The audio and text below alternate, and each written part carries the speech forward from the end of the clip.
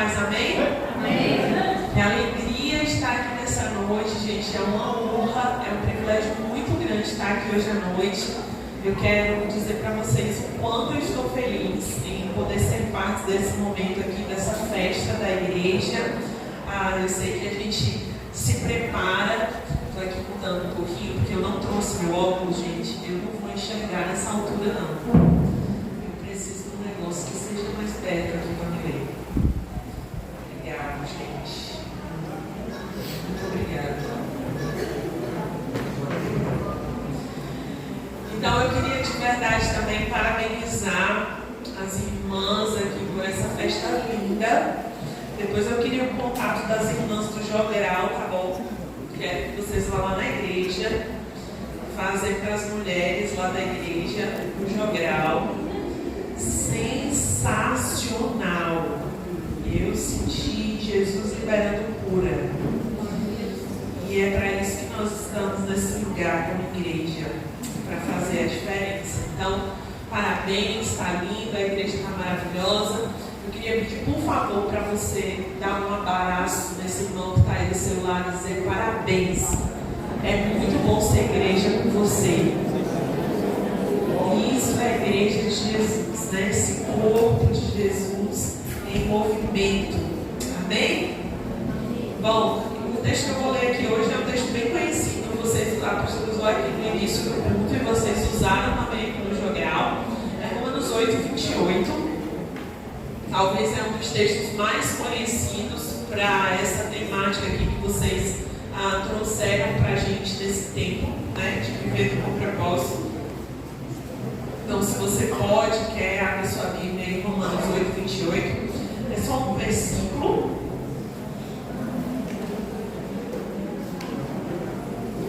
Mas que traz verdades profundas para nós.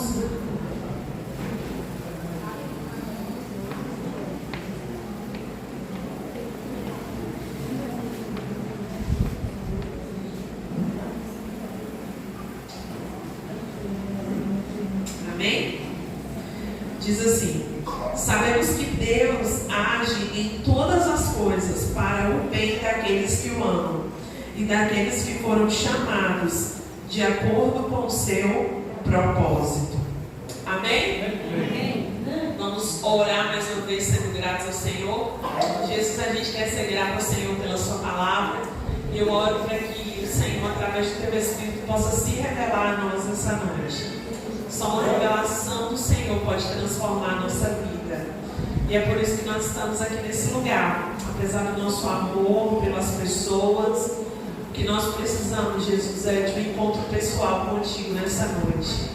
Eu oro em nome de Jesus para que você encontre cada um de nós na nossa individualidade, porque é assim que você nos vê nesse lugar. E que o Senhor fale profundamente ao nosso coração.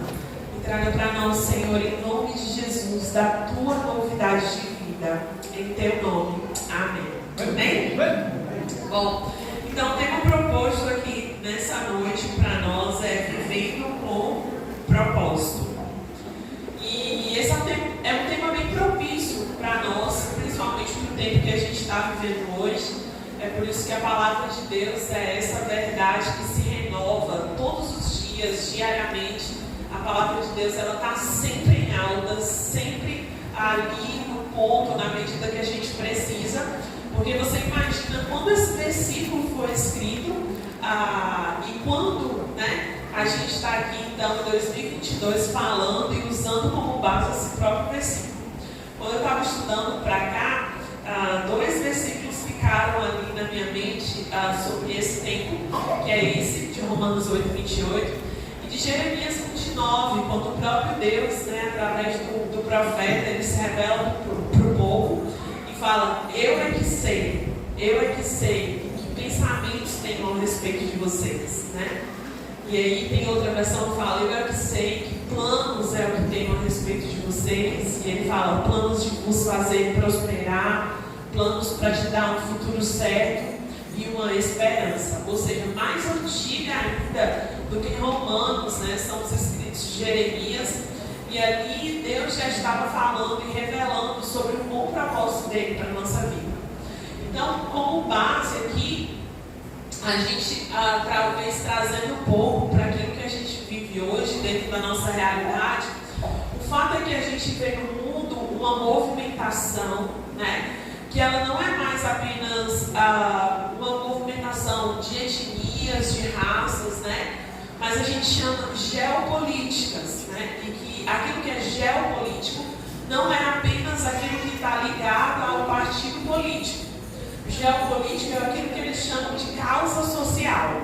Então, por exemplo, aqui no Brasil a gente teve, né, esse passe agora da questão política, e a gente viu a movimentação das pessoas se movimentando de acordo com uma causa.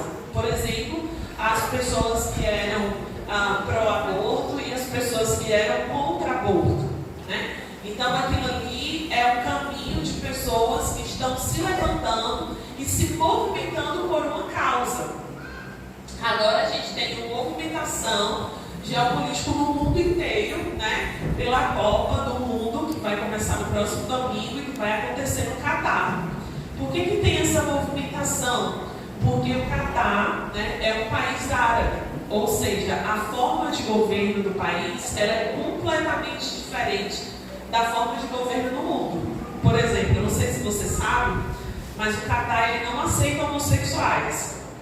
Então, a classe de pessoas que se move por essa causa, né, fez um grande movimento para que houvesse permissão do presidente para que eles pudessem entrar no país para assistir a Copa do Mundo. E, então, perceba, as pessoas elas vão se movendo, né, por uma causa.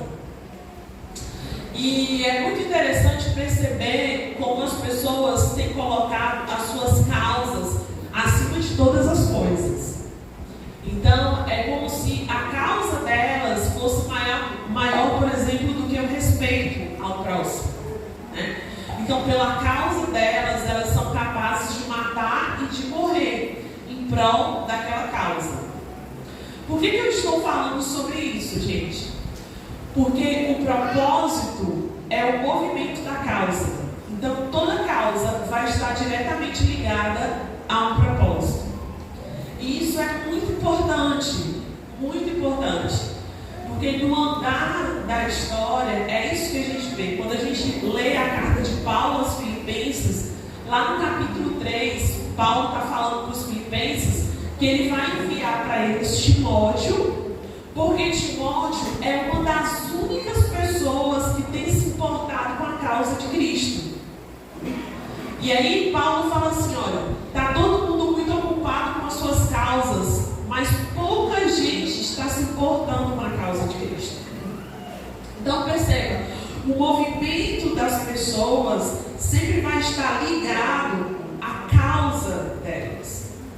Então talvez a primeira coisa que a gente precisa pensar ou aceitar na nossa mente, colocar no nosso coração, é qual é a causa que nos move. Se a gente souber responder qual a causa que nos move, eu vou saber dizer qual é o meu propósito de vida. Nesse trabalho de pastoreio, a gente encontra muitas pessoas que falam que não sabem qual o seu propósito de vida. Mas se a gente perguntar para elas qual a causa que move a vida delas, pelo que elas se movem, com que elas gastam a maioria do seu dia, elas vão ter uma causa. Muitas vezes elas não vão identificar isso como propósito, mas elas vão ter uma causa. Eu espero que durante essa noite você consiga entender e assimilar isso. Porque ter uma causa não significa que você vai ter um status, ou que você vai ter um cargo, ou que você vai ter uma posição diante das outras pessoas. Por exemplo, a gente pode ter uma pessoa que usa a maioria do seu dia, ou a sua agenda semanal, ela se movimenta conforme o seu treino na academia. Então ela vive em função daquilo, ou seja, aquilo é a causa dela, então aquele é o propósito de vida dela. Vai ter alguém que vive esse movimento em prol de um jogo de futebol. Então por esse jogo ele falta um casamento, por esse jogo ele falta um culto, por esse jogo ele falta um aniversário de família. Isso ali vai ser o seu propósito de vida. A causa sempre vai revelar qual é o propósito pelo qual nós vivemos. O que na verdade acontece é que muitas vezes nós não queremos reconhecer que é isso que realmente está gerindo ou dirigindo a nossa vida. Então, é importante a gente pensar sobre isso. Porque às vezes a gente está dentro da igreja de Jesus, a gente faz parte de uma igreja, a gente come e bebe do corpo de Jesus através da Santa Ceia, a gente está inserido dentro do grupo das mulheres, dentro do grupo dos homens, dentro do grupo das crianças, mas essa não é a minha causa. Eu tenho outras coisas fora disso que tem mais voz sobre mim, que movem mais o meu coração do que isso. Então, aquilo que é causa na minha vida e que gere o meu propósito vai ser prioridade para mim. Vai ter um lugar de prioridade no meu coração. E a gente vai percebendo isso no movimento da palavra. E é engraçado porque todo ser humano, ele nasce com essa sede e essa vontade de ser parte de algo que seja maior do que ele. De ser parte de um propósito, de um movimento, de uma causa que seja maior até mesmo do que a sua própria vida. Todo ser humano, ele tem essa sede, ele tem essa vontade. É por causa disso, dessa sede do coração humano, que o movimento coach, ele cresce no mundo inteiro. São pessoas buscando uma direção. São pessoas buscando uma causa. São pessoas buscando um propósito de vida. Só que as coisas humanas, elas não são capazes de abastecer e de saciar aquilo que Deus plantou em nós, que se chama eternidade. Então, aquilo que é eterno não pode ser saciado com aquilo que é terreno. O nosso anseio pela eternidade jamais será contido por aquilo que é terreno. Não dá, não cabe, não contém. Sabe? Aquele negócio que a gente aprende de matemática quando é criança, contém, não contém. Não dá para conter. Não dá para conter todo o nosso anseio pela eternidade com algo que não é eterno. Então entenda, quando a gente fala vivendo com propósito, eu estou dizendo isso para você, porque pode ser que nessa jornada você vai encontrar alguém que viva com propósito. E aos olhos humanos, essa pessoa ela pode ser alguém bem sucedida. Ela pode ser um professor de propósito de vida. Mas isso não significa que ela está andando de acordo com a vontade de Deus. Então, a primeira pergunta aqui que a gente pode fazer nessa noite é perguntar qual o propósito de vida eu quero viver. Qual a causa pela qual eu vou empenhar a minha vida? E eu acredito que como igreja, como cristãos, como povo de Cristo, a gente está aqui nesse lugar, e por isso que lemos aqui em Romanos 8, 28, porque o que Romanos 8, 28 faz comigo e com você é nos assegurar. Então ele nos assegura, ele traz para nós uma segurança de que todas as coisas que podem nos estar acontecendo e o que ainda vai acontecer está operando para o meu Por quê? Porque eu caminho de acordo com o propósito de Deus. Então o texto de Romanos, ele concorda para mim, ele traz para mim uma segurança. Eu estou seguro de que mesmo quando eu não tenho controle das situações que estão me acontecendo, eu estou seguro de que mesmo que o meu candidato não tenha sido um candidato eleito, eu estou seguro de que mesmo eu não tendo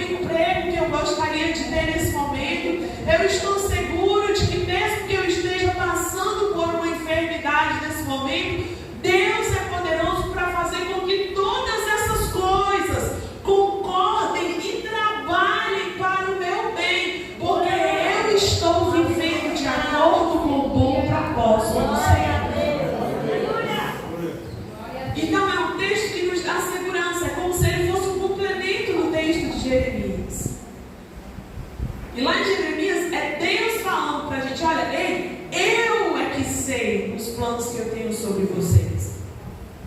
E assim a gente tem várias passagens na Bíblia. A gente tem no Provérbios, né, Deus falando ali naquele momento, e quando Salomão escreve, ele escreve assim, que os nossos planos, os planos dos homens, eles podem falhar, mas o plano de Deus, ele vai permanecer para sempre. O propósito de Deus, ele vai permanecer para sempre. Ele fala mais que muitos são os nossos planos, muitos são os nossos planos, mas o que vai prevalecer é o propósito do Senhor.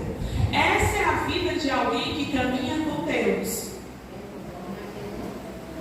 E aí, dentro disso, talvez eu respondo para a gente aqui a pergunta-chave, né? Então, qual é o propósito da nossa vida?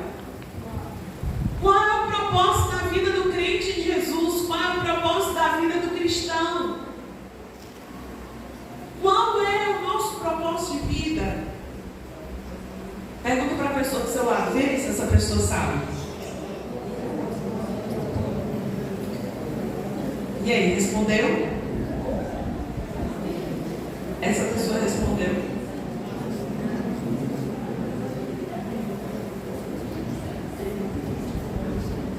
Então, se ela não sabe, é importante você anotar isso hoje, tá bom? O propósito da nossa vida é viver de forma que glorifique ao nome de Deus. O propósito da vida do cristão é ter um estilo de vida que agrade a Deus. A Bíblia fala que é como se a nossa vida ela fosse um incenso, um aroma agradável às narinas de Deus. Então eu entendo que o propósito de Deus para a nossa vida é glorificar o nome de Deus. Diga eu. Não, diga, boa mulher aqui do negócio, ela estava convicta, viu? Vamos lá, com convicção. Diga eu. Nasci para glorificar o nome de Deus. Diga meu propósito. Enquanto viver nessa terra, é viver para a glória de Deus. Esse é o propósito de Deus.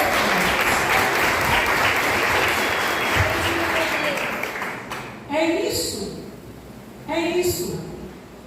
Quando a gente entende isso, as coisas, não é que a gente não vai ter mais problemas, mas as coisas vão tornar-se mais fáceis para nós. O problema é que muitas vezes a gente gasta muito tempo querendo descobrir como se fosse, sei lá, um plano.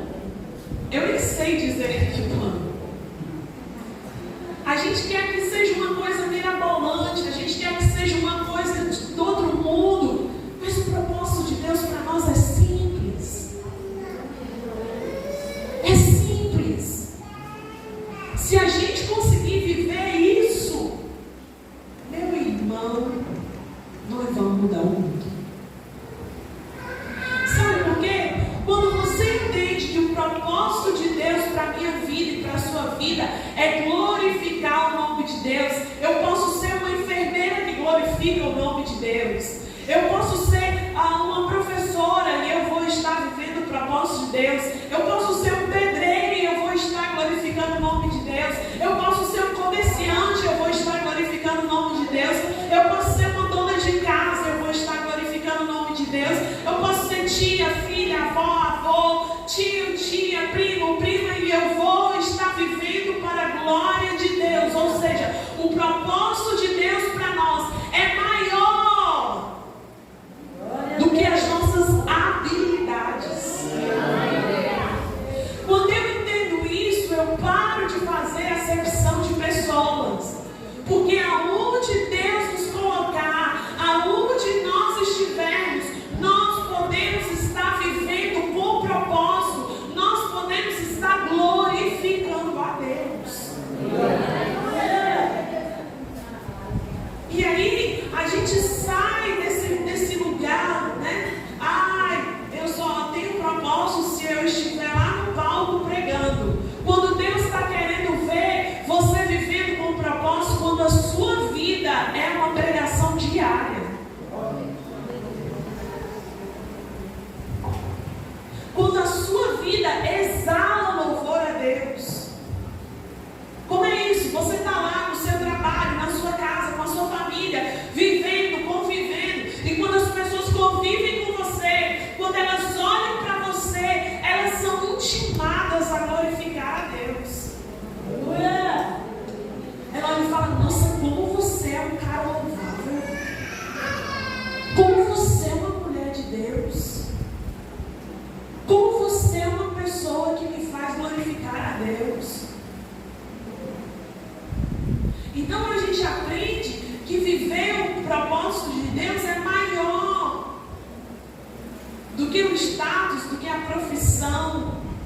que o lugar que eu ocupo dentro da minha família. E aí, aonde eu estiver, eu vou glorificar a Deus. E da mesma maneira, responder a questionamentos internos. Começar a pensar, se eu vou fazer isso, se eu vou fazer aquilo. Você para e pensa, pera, isso vai glorificar o nome de Deus? Se eu viver isso, se eu fizer isso, se eu estiver nesse lugar, se eu for para essa viagem, se eu for para esse ambiente, se eu estiver reunida com essas pessoas, isso vai glorificar o nome de Deus. Isso é viver com propósito. Isso é viver de forma intencional. É viver de forma intencional. Eu sei que tem gente vivendo a vida do jeito do Zeca Pagodinho. Deixa a vida me levar, a vida leva eu. Meu irmão se converte. A Bíblia diz que os filhos de Deus, eles ouvem a sua voz e obedecem. Não é a vida que vai te levando de um lugar para outro. Não é o cara lá de cima da Xuxa que vai te levando de um lugar para outro. Não, é a palavra de Deus liberada sobre você, que vai te dirigir de dia e de noite, que é como farol para você, que é como quando o povo estava no deserto, uma coluna de fogo durante a noite, uma nuvem de glória durante o dia. Para onde você for, o que você for fazer, como você for se mover, vai ter uma palavra que te guia, que te direciona e que te leva a viver de acordo com a vontade de Deus. E por que eu quero viver isso? Aí eu volto para Romanos 8:28, porque tudo que acontecer estará debaixo da responsabilidade de Deus. Romanos 8:28 fala que essas pessoas que amam a Deus e vivem de acordo com o seu propósito, elas estão caminhando nesse lugar de segurança, onde Deus é responsável por aquilo que acontece conosco. Ele se responsabiliza. Sabe, mesmo que você seja alguém que está aqui hoje à noite, talvez você nunca tenha tido um filho ou uma filha, mas provavelmente você já foi um filho ou uma filha. Então, quando esse filho, essa filha que depende diretamente dos pais, vai para a escola e acontece alguma coisa, e se acontecer alguma coisa ali no ambiente de escola, ou mesmo, sei lá, se sofrer um acidente, alguma coisa, a primeira coisa que as pessoas querem saber é quem são os responsáveis por este ser. Aí liga para a mãe ou para o pai, diz, olha, vem aqui na escola, seu filho aprontou um. E você é o responsável por isso. Você é o responsável por isso. Não é assim que acontece? Mesmo depois de grande, se acontecer alguma coisa com você, você sofreu um acidente, sei lá, parou no hospital, enfim, anyway, né? Ano passado eu quebrei o braço. A coisa mais louca que já aconteceu na minha vida. Mas enfim, e aí quando eu quebrei o braço, eu estava lá deitada no chão, todo mundo veio pra cima de mim assim, e eles falaram, tá doendo, não. Eu falei assim, liga pro meu pai. Não, ninguém mexe em mim, só liga pro meu pai. O que isso significa? Tem alguém que é responsável por mim. Tem alguém que vai se responsabilizar por mim caso aconteça alguma coisa. Romanos 8:28 é essa garantia. Se alguma coisa acontecer com você, que ama a Deus e vive de acordo com o seu propósito, o seu pai se responsabiliza com você. Essa pessoa vai ter que prestar conta com o seu pai. Essa pessoa vai ter que lidar com o seu pai, com a voz do seu pai, com a justiça do seu pai, porque tem alguém que se responsabiliza com você e ele está trabalhando para que tudo coopere para o seu bem. Fala para a pessoa que está do seu lado, quando você vive no propósito de Deus, não, me ajuda aí a pregar, né, igreja? Fala para a pessoa, quando você vive no propósito propósitos de Deus, Deus vai se responsabilizar por você. Diga, você nunca vai estar sozinho. Você pode glorificar o nome de Jesus.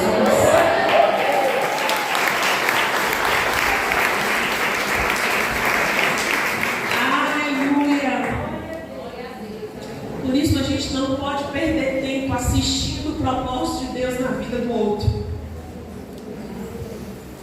Porque nessa palavra de Romanos 8:28, Deus não está chamando ninguém para ser espectador. Deus está chamando todos nós para sermos protagonistas da história de Deus conosco. Você, como eu, talvez seja admirador da história de Daniel, da história de Esther, da história de Ruth, da história de Abraão. É incrível o que aconteceu com essas pessoas em obediência à vontade de Deus. Ei, mas hoje Deus está querendo te lembrar que Ele tem uma história com você. Ele tem uma história com a sua vida. Ele tem um propósito com você. Ele tem um propósito com a sua casa. Ele tem um propósito com a sua família. A palavra de Jeremias não era só para aquele povo. A palavra profética era para todo aquele que nele crê. Tem alguém que crê no Senhor Jesus nessa noite? E a palavra diz: crê no Senhor Jesus e será salvo tu e a tua casa. E será salvo tu e a tua família. E será salvo tu e a tua posteridade. Os teus filhos, os filhos dos teus filhos, como nós cantamos aqui nessa noite. Está todo mundo no mesmo pacote. Crê no Senhor Jesus e será salvo. Está todo mundo no mesmo pacote. Porque o Senhor é bom e a sua misericórdia dura para sempre. Quando nós entendemos isso, quando nós caminhamos nisso, a gente aprende. Então, eu coloquei aqui algumas características de pessoas que vivem de acordo com o propósito de Deus. De acordo com o propósito de Deus. Algumas características. A primeira característica é alguém que vive de acordo com o propósito de Deus. Não usa a sua idade ou as suas limitações como desculpa. Ah, é porque eu sou novo demais. Ah, é porque eu sou velho demais. Ah, é porque eu moro longe demais. Não moro perto demais. Só quando todo mundo estiver lá, você me liga que eu venho. Ah, é porque eu não tenho dinheiro. Não, eu tenho dinheiro demais. Não vou entrar nesse lugar. A gente encontra muita gente dando as suas limitações como desculpa para viver o propósito de Deus. Para servir dentro do propósito de Deus. Mas quando eu leio a Bíblia, de Gênesis a Apocalipse, eu vejo a história de um Deus se movendo no meio do seu povo. Um Deus que não faz acepção de pessoas. Então eu vejo uma Miriam. Essa Miriam, sabe? Essa Miriam, irmã de Moisés, que atravessou o Mar Vermelho com os seus tambores e os seus tamborins, tocando, dançando e cantando. Eu vejo essa Miriam lá no capítulo 2 e 3 de Êxodo, uma criança ainda. A Bíblia diz que quando a mãe dela, Joquebede, coloca o irmão dela no cesto de junco dentro do rio Nilo, essa menina, essa criança, ela sai acompanhando o cesto e vai correndo atrás dele no meio dos juncos para saber para onde ele vai. A Bíblia diz que ela fica olhando por entre os juncos. Quando a filha de Faraó, a princesa, pega o cesto, abre o cesto, e ela percebe que a princesa vai ficar com o menino. Mas ela sabe que o menino ainda precisa mamar. Bem na hora a menina surge do nada. Criança tem essa habilidade, né? A gente costuma falar no dito popular, né, que criança cega os olhos, né? Você está olhando aqui para o menino, piscou, o menino enfiou o dedo na tomada. Não é assim? É desse jeito. Você piscou, o menino faz um negócio que não era para fazer.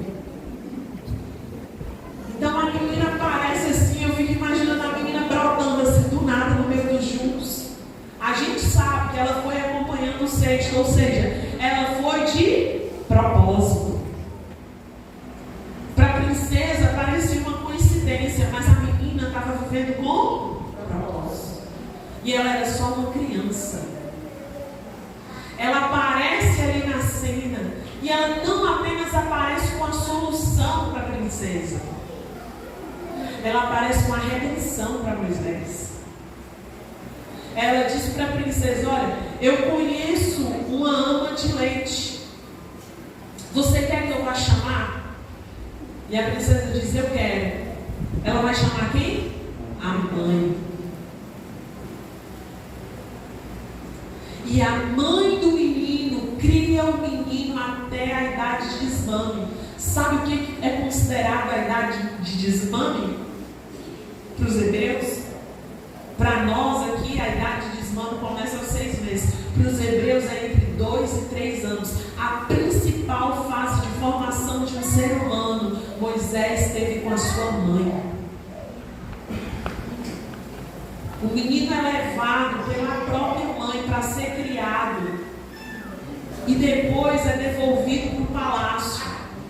Ele volta para o palácio sabendo quem é Deus, que ele é hebreu, que Deus trouxe salvação para ele e para o seu povo, que foi Deus que redimiu a sua vida por causa de quê? Uma menina, uma criança que entendeu o que era viver com propósito.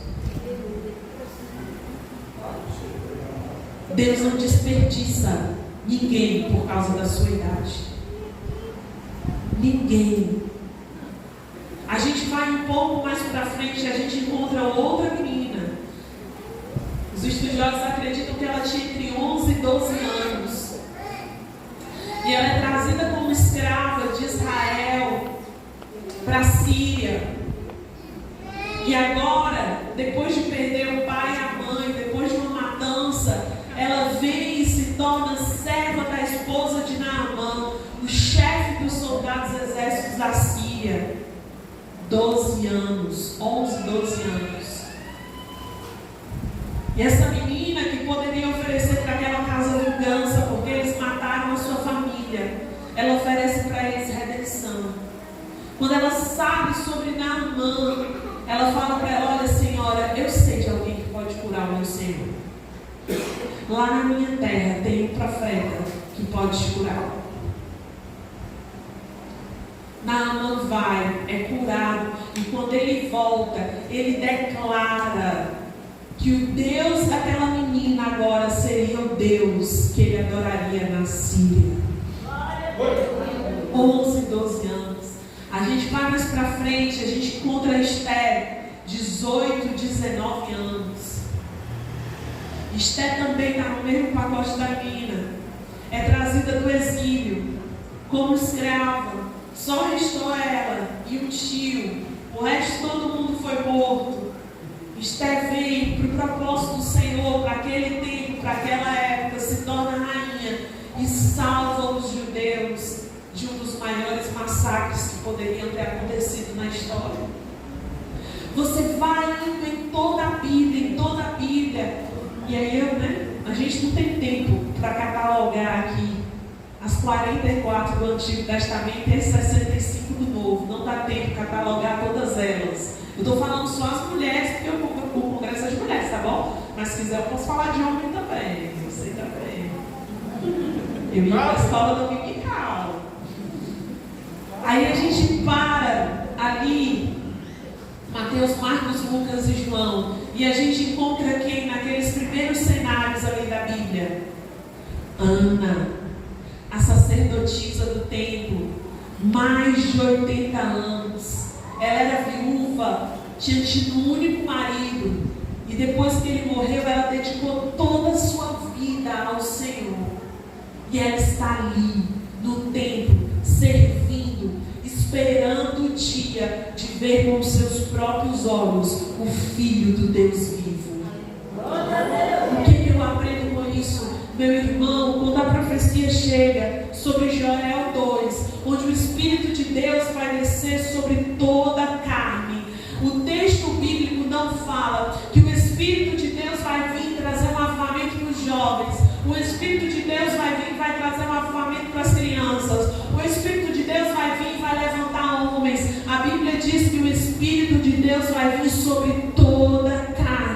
e vossos filhos sonharão, vossos jovens profetizarão e os anciãos darão frutos. Ou seja, uma igreja viva, desde o bebê até o ancião, sendo movida pelo poder do Espírito Santo, vivendo com propósito e frutificando para quê? A glória de Deus. Então me ajuda aí, diz de novo para a pessoa do seu lado: quem vive com propósito não dá desculpa, traz solução. Não dê desculpa, traga solução. É para isso que nós estamos aqui, para revelar a glória de Deus, para trazer solução para esse mundo perdido. A segunda coisa é que quem vive com propósito reconhece que Deus é Deus até mesmo no dia da aflição. Deus não deixa de ser Deus se o mar ficar agitado. Deus não deixa de ser Deus se é o dia do luto. Deus continua sendo Deus. Olha.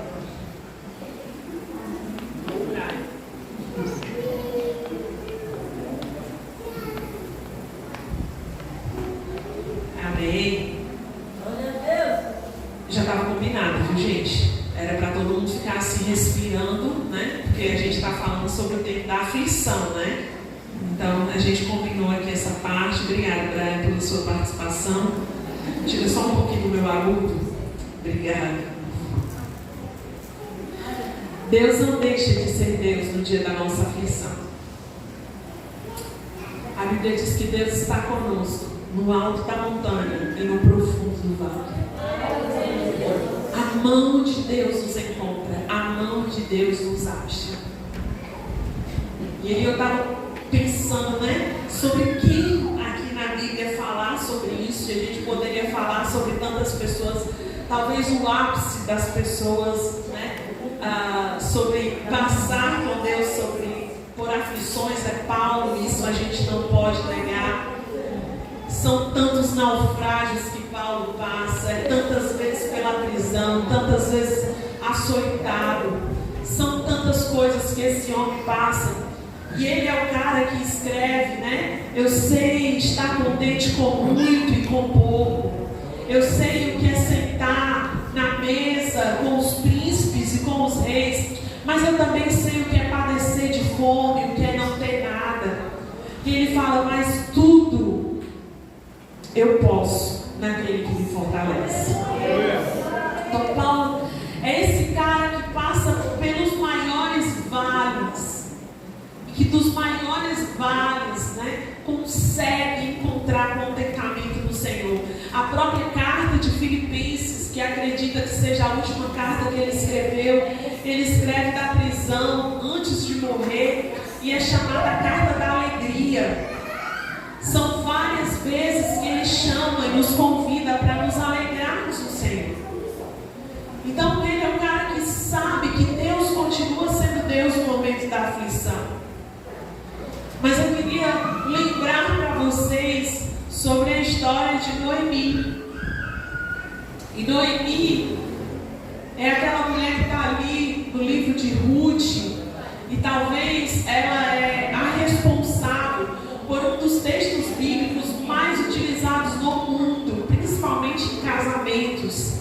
Gregos e troianos, cristãos e não cristãos, usam então a famosa poesia de Ruth e a devoção do seu coração para a sogra. Então Noemi sai da sua terra com seu esposo e vai para uma terra desconhecida em busca de pão, em busca de alimento, em busca de emprego para sua família. E lá morre o marido, morrem os 2 filhos, ela fica sozinha com as 2 noras que não eram cristãs, vale lembrar isso.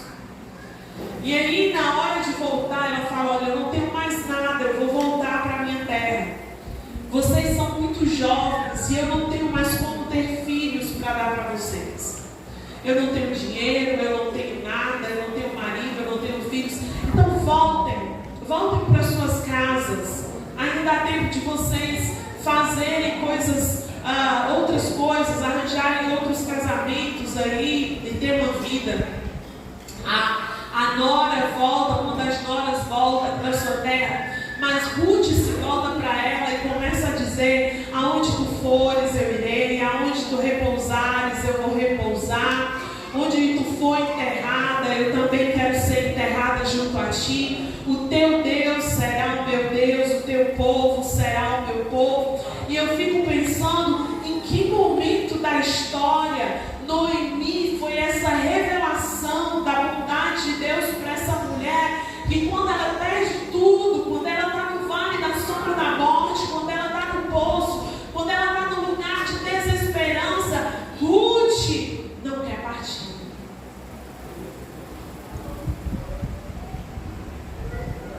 Não é só sobre aquele momento, é sobre uma trajetória. Noemi não era pastora, Noemi não era líder de grupo, Noemi não era líder do grupo de oração, Noemi não era do ministério de louvor, Noemi era só uma mãe e uma sogra. Imagina, no mundo onde as sogras são odiadas, a nora faz esse voto. Então, como foi a vida dessa mulher, gente? Como foi a trajetória dessa mulher? Aconteceu alguma coisa dentro da jornada que essa Ruth reconheceu o senhorio de Jesus, Deus na vida de Noemi, e ela não quer largar.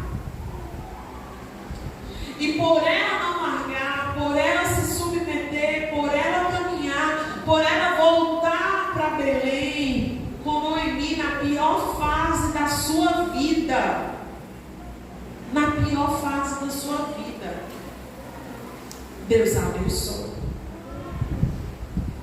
Essa mesma Noemi do vale da sombra da morte, que volta para Belém com a mão na frente e outra atrás, vazia, só com a roupa no corpo, e agora uma nora, com um luto que não tem fim, com uma vergonha de ter perdido tudo que ela tinha. Essa Noemi volta. E essa Noemi é um baú de sabedoria. Ela começa a dizer para Ruth passo a passo o que ela deve fazer. E Ruth obedece. E o que acontece com a mulher lá da terra de Moabe, dos moabitas que não era cristão? Ruth entra na história de Jesus na terra e se torna a tataravó de Jesus. Redenção.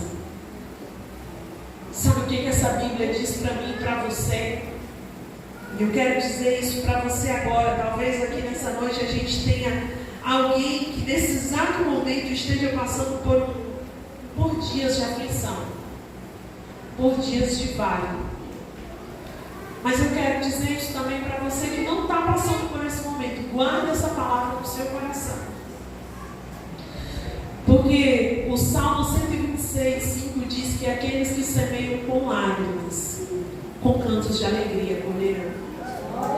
Aquele que sai chorando enquanto lança a semente, voltará com cantos de alegria, trazendo seus feixes. O que isso significa? Perseverança. Você está chorando, você está passando pelo luto, você está passando por uma aflição, você está passando por uma enfermidade, mas não para, persevera, segue orando, segue semeando, segue buscando ao Senhor, segue no lugar de fidelidade, segue nesse lugar de obediência, de temor, de reverência, porque o que a palavra nos garante é que aquele que persevera e continua caminhando e semeando, mesmo quando está chorando, ele vai voltar, e nessa volta ele vai voltar não apenas com sementes, agora ele vai voltar com um cesto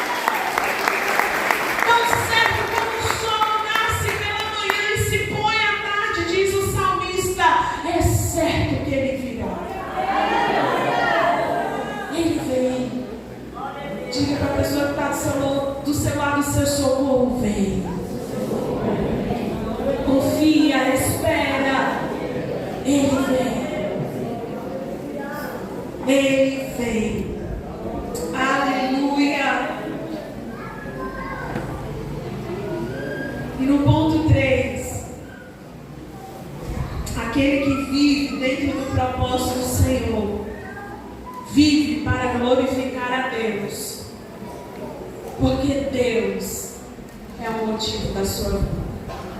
Glória a Deus. E aqui eu queria contar ou trazer para vocês um dos textos que eu mais amo na Bíblia, que mais me tocam. Você pode anotar, abrir, não sei, é só um versículo. Está em Lucas 11, no versículo 27 e 28. Jesus está ali num ato e ele está expulsando demônios, ele está curando pessoas, ele está fazendo muita coisa. Até que ali naquele momento a Bíblia diz que quando Jesus fazia essas coisas, uma mulher do meio da multidão que estava em volta gritou: feliz é a mulher que deu a luz a você e que te amamentou. Isso é muito da mulher. Isso é muito da mulher. Principalmente a mulher, quando ela se torna mãe, ela começa a ter muitos sonhos, muitos planos para os seus filhos. E ali, quando eles chegam ali na adolescência, eles começam a tomar outras decisões para a sua vida, fazer outros planos. A mulher, ela passa por muitos conflitos internos. Algumas aceitam de boa o caminho que o seu filho escolheu, outras ficam meio frustradas e falam: nossa, não, meu filho não era para ser isso, meu filho era para ser aquilo.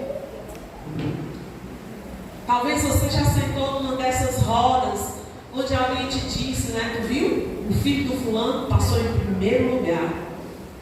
O meu pai para a escola é um tormento.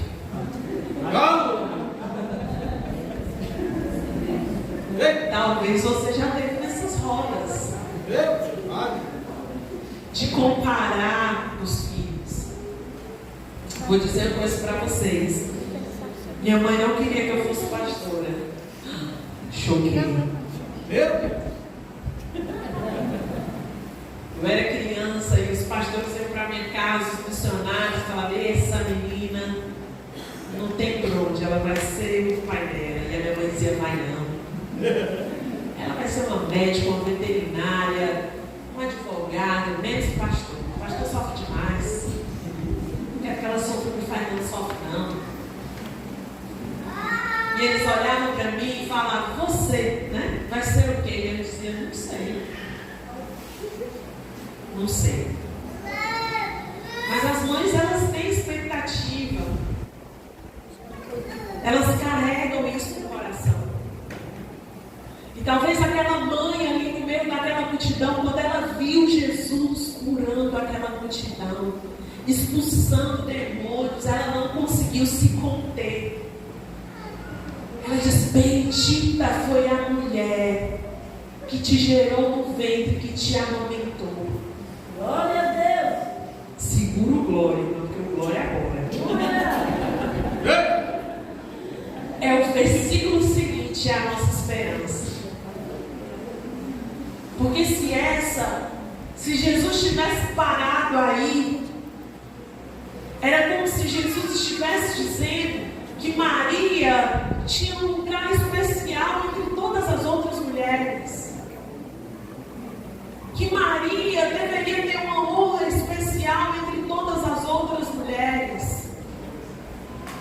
Que Maria deveria ser chamada de bendita, de bem-aventurada. E todas nós, as demais, não.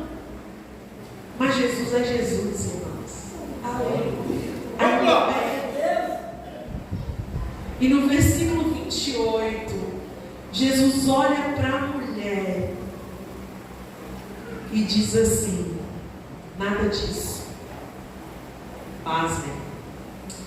Ele diz: bem-aventurada é aquela que ouve a palavra de Deus e obedece. Bem-aventurados são aqueles que ouvem a palavra de Deus e obedecem. Maria Jesus nas entranhas se sobre ela não tivesse descido o Espírito Santo. O que Jesus estava dizendo é que ele veio para romper um novo tempo, ou seja, Maria não poderia fazer nada se Deus não tivesse vindo sobre ela e dado a ela a graça para gerar. Ei, irmão, agora quando Jesus veio à terra, Jesus não está sendo gerado mais no nosso ventre. O que é que isso quer dizer, Rebeca? Daqui a 9 meses Jesus não vai sair de você, porque agora ele está sendo gerado no nosso coração. Ele não vai mais sair desse lugar. Ele não vai mais sair desse lugar. Maria expeliu Jesus e a partir dali ela precisava também aceitar Jesus. Nós não. Agora nós recebemos do alto o Espírito Santo, o mesmo Espírito que desceu apenas sobre o ventre de Maria. A Bíblia diz que agora ele desce da sua cabeça à planta do seu pé. Você é revestido do Espírito, do alto da cabeça à planta do seu pé. Tem Jesus no seu coração, sendo gerado dia e noite, noite e dia, dia e noite, noite e dia.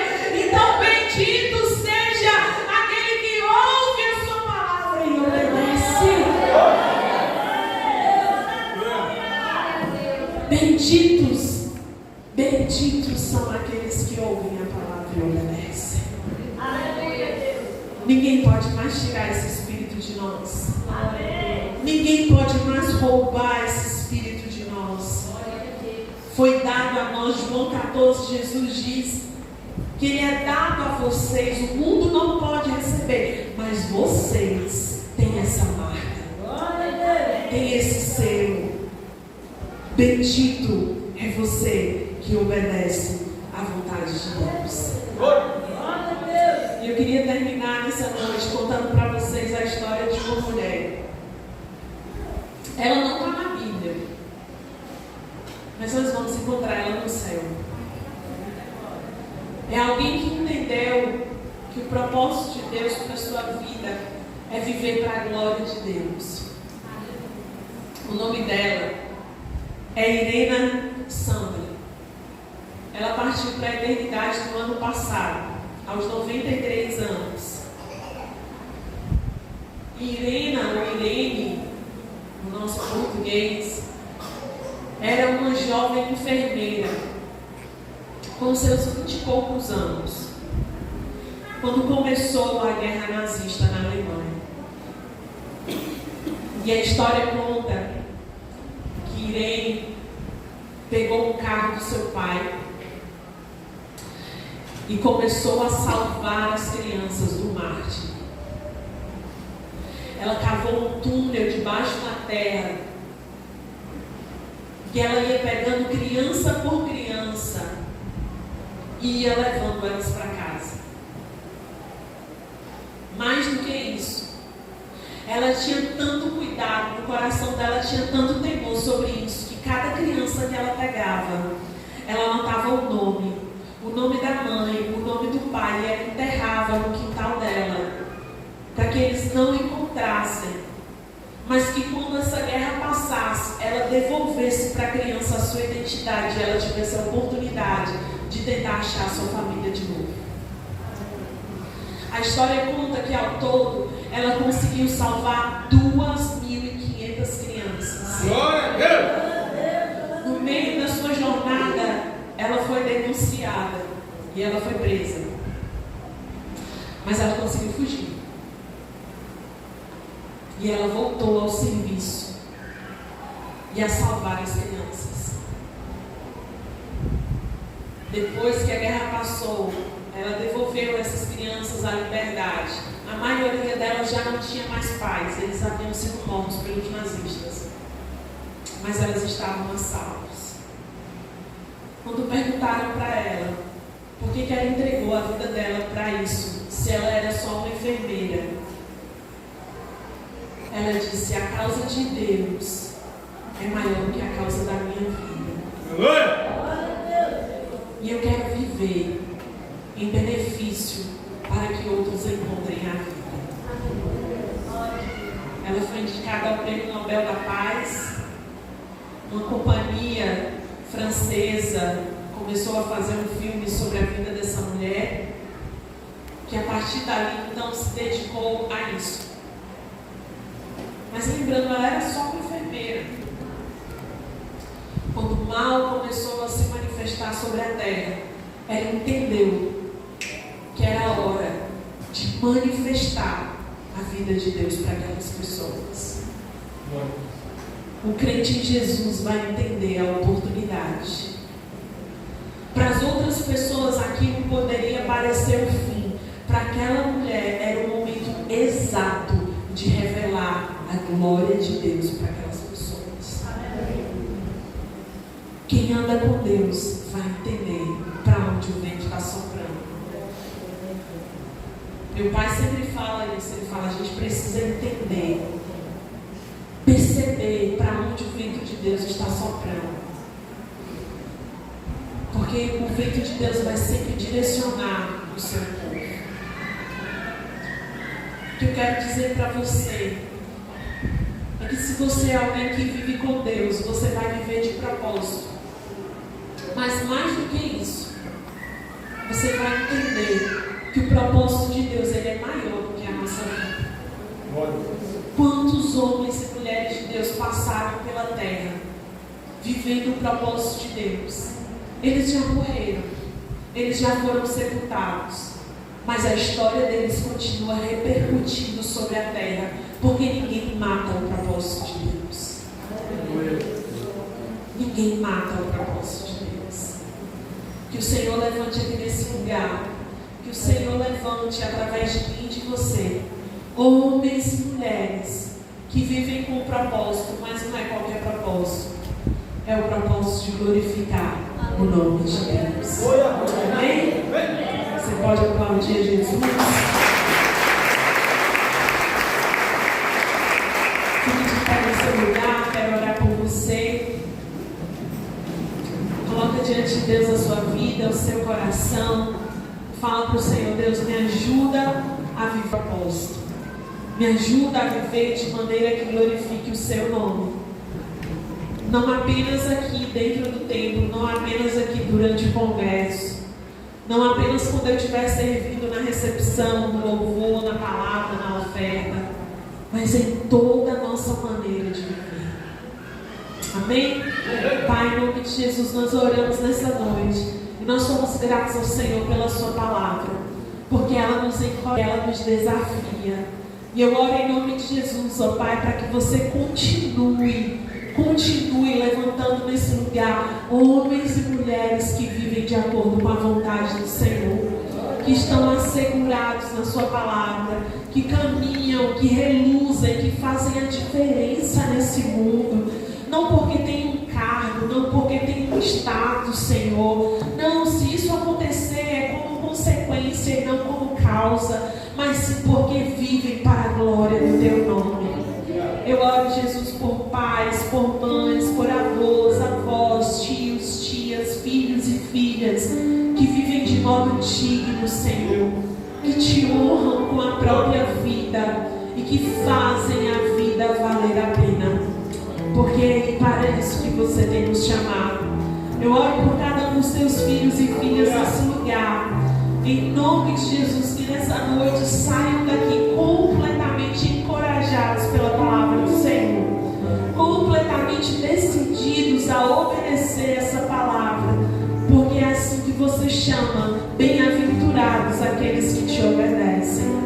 Em teu nome, Jesus, eu oro abençoando esse povo e sendo grato ao Senhor, porque você está nesse lugar, a sua presença é real e a sua presença nos transforma. Em teu nome, Jesus, em teu nome. Amém. Amém? Que Deus nos abençoe. Muito obrigado pela oportunidade em nome de